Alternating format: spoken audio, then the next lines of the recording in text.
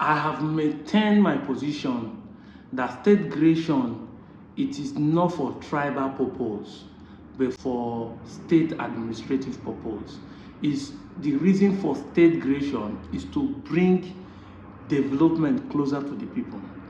But in Nigeria, where we have multi-ethnic groups surrounding each other and state are created, combining different tribes and ethnics in the same place, there is no way you eliminate tribalism in it.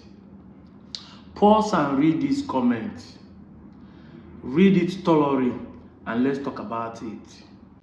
After the 2023 election, so many people think that Yorubas are the most tribalistic.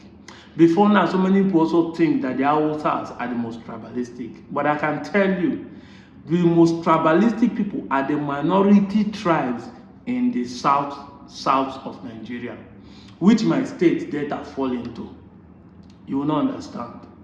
There are so many reasons why so many people will never have a good leader in their state because of tribalism. I know you will not understand. Let me give you an example. Kogi State has more than 7 tribes in it. There are the Kakandas, there are the Okuns, which are likely to be called Yorubas. There are Gwari people.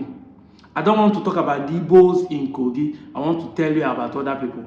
But you see, in that Kogi State, it is only the Ibira and the Gala that are playing tribalistic politics for governorship and political position.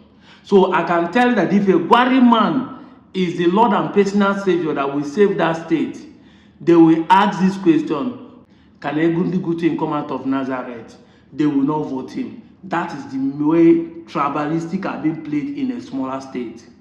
But the reason why people are looking at the major tribes like the Hausas or the Yorubas are people who are more tribalistic is because of the number and ratio. Let me give you an example. This is an assumption because many of you don't have sense. You're not thinking I'm quoting the real figure. No. Let's assume Benin has 2 million population and Yoruba has 20 million population. The tendency of more Yorubas to commit evil in the ratio of that of Benin will be high. Now, if the 1% of Benin are committing evil, 1% of 2 million will be 2,000. And if 1% of Yorubas are committing evil, 1% of 20 million will be 20,000. So you see, you cannot compare these two, 2,000 and 20,000 in terms of evil. The only way a Benin man evil will be louder than that of Yoruba is if the Benin guy evil is exceptional, is talk about time. But if 2,000 people are tribalistic, it is the 20,000 tribalistic people you'll be seeing. Because this population will overwhelm the 2,000, so nobody will talk about this. Tribalistic politics are played in our so-called South more than every other place. There are Ijaw in my state, Delta. There are Galas in my state, Delta. There are Yorubas in my state, Delta. But in Delta, it is only 3 people that are playing the major politics there. The Shakiris, the Robos, the Igbos. They are small of these Sokos that are playing the major politics there. If an Ijaw man come out, I've never seen an Ijaw man that occupied operation. I can be wrong, but I'm saying that small Igala villages that are in Delta there, if they come out for run for election, for even a councillor, you'll be shocked nobody will vote for them, even if the guy is a saint.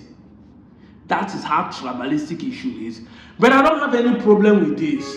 My problem is that I've used my state now as an example. Now let me go back to that post. If I use the same Benin people as an example, because I'm trying to be objective, not to be tribalistic, I want to make an objective point. The same Benin guys who will not see reason to what I'm saying, they will not start attacking me.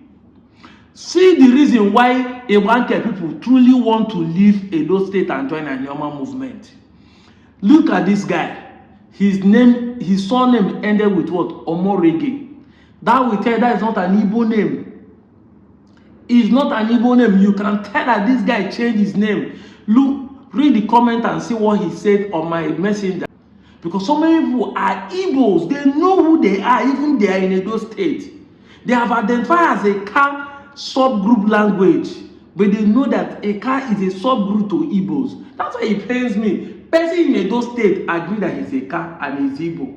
But you in Delta, far away from Edo State, is still claiming that you are not Igbo.